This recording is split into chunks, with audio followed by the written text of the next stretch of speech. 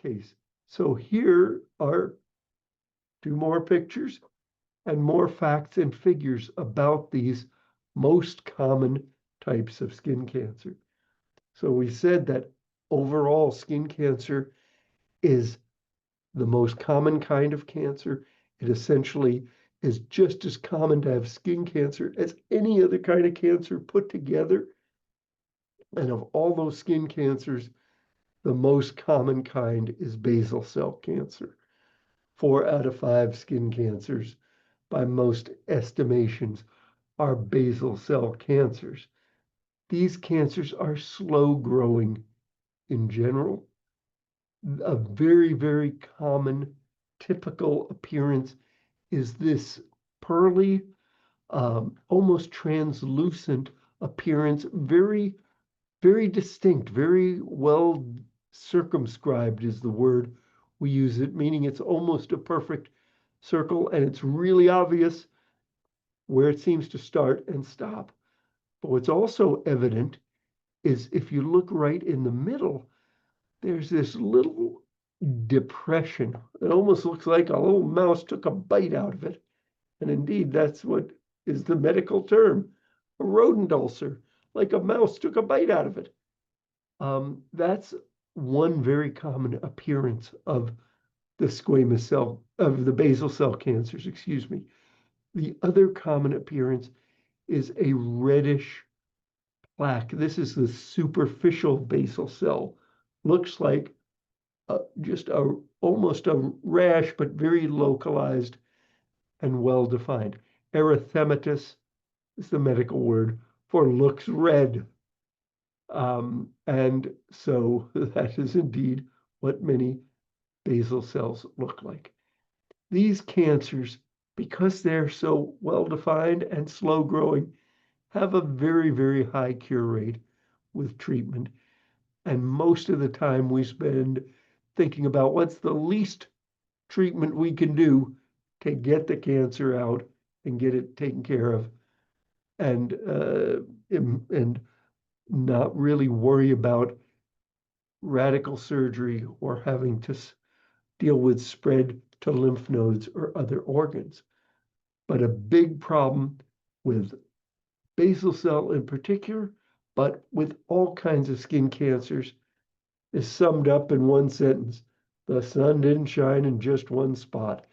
If you can get a basal cell cancer near your left eye, you can get one on your nose, on your hands, on your neck. Anywhere the sun shines, you can get a basal cell cancer or a squamous or a melanoma. And you can get a few of these in places where the sun doesn't shine, but they're mostly from ultraviolet light. And because of that, particularly for basal cell, but for all cancers of the skin, multiple cancers in different locations is extremely common. And this is not spread of the cancer from one place to the other. It's just multiple cancers arising from a common cause, that cause being ultraviolet damage to the skin. So that's what a basal cell typically looks like. Down here on the bottom half of the slide are some facts and figures and a picture of a squamous cell cancer. I said roughly 4 out of 5 skin cancers are basal cell cancers. Roughly 1 out of 5, 1 out of 6 are squamous cell cancers. They grow a little bit faster. Their appearance looks more aggressive. You just compare the top picture to the bottom picture and say, gee, which of those looks worse? You don't have to have any medical degree at all to say, gee, the one on the top doesn't look near as bad as the one on the bottom. And that one on the bottom is still a very small, well-circumscribed, not very aggressive looking squamous cell cancer.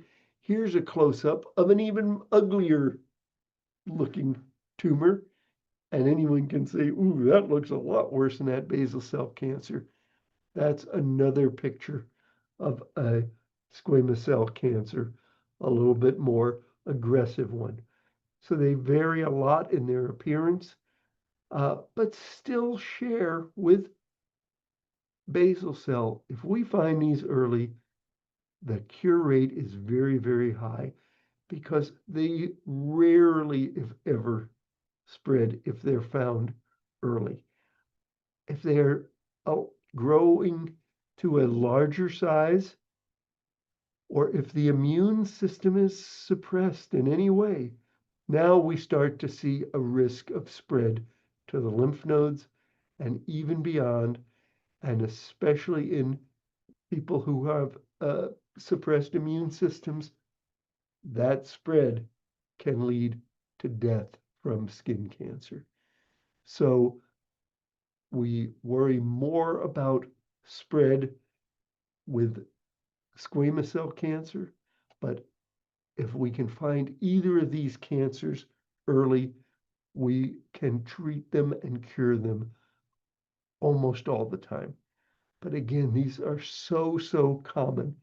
Over 3 million cases each year. So we've really got a big job keeping an eye out, quite literally, for all those skin cancers and dealing with them and just taking care of them in a timely fashion. Another big job for us is trying to identify which of the cancers we should be most worried about.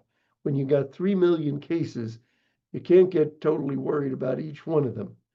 We've got to focus our attention on the ones that are the most aggressive, the most risky, the ones that need the most intensive treatment. And unlike most other cancers, you'd think with as many cases as there are, it'd be easier to figure out which ones were the bad ones and which ones were the low risk ones. That really hasn't been the case. It's almost the opposite. We know much more about melanomas, about which ones we were really concerned about and which ones have a high cure rate. Just because so many of the basal and squamous cell cancers are cured, sometimes the ones that aren't cured kind of take us by surprise.